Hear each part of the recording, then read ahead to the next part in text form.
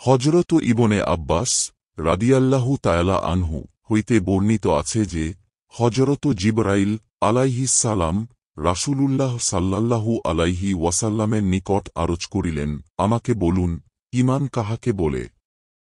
নবী করিম সাল্লাল্লাহু আলাইহি ওয়াসাল্লাম ইরশাদ করিলেন, ঈমানের বিবরণ এই যে তুমি আল্লাহ তাআলার প্রতি, আখিরাতের দিনের প্রতি, ফেরেশতাদের প্রতি, আল্লাহ তাআলার কিতাবসমূহের প্রতি এবং নবীগণের প্রতি বিশ্বাস স্থাপন করিবে, মৃত্যু ও মৃত্যুর পর পুনরুজ্জীবিত হওয়ার প্রতি বিশ্বাস স্থাপন করিবে, বেহেশত, দোজখ, হিসাব এবং আমলের পরিমাপের প্রতি বিশ্বাস স্থাপন করিবে এবং তাকদীরের ভালো ও মন্দের প্রতি বিশ্বাস স্থাপন করিবে। হযরত জিবরাইল আলাইহিস সালাম আরজ করিলেন, আমি যদি এই সকল বিষয়ের প্রতি বিশ্বাস স্থাপন করি তবে কি আমি ঈমানদার হইয়া যাইব? রাসূলুল্লাহ সাল্লাল্লাহু আলাইহি ওয়াসাল্লাম ইরশাদ করিলেন, যখন তুমি এই সকল বিষয়ের প্রতি বিশ্বাস স্থাপন করিলে তখন তুমি ঈমানদার হইয়া গেলে। মুসনাদে আহমদ।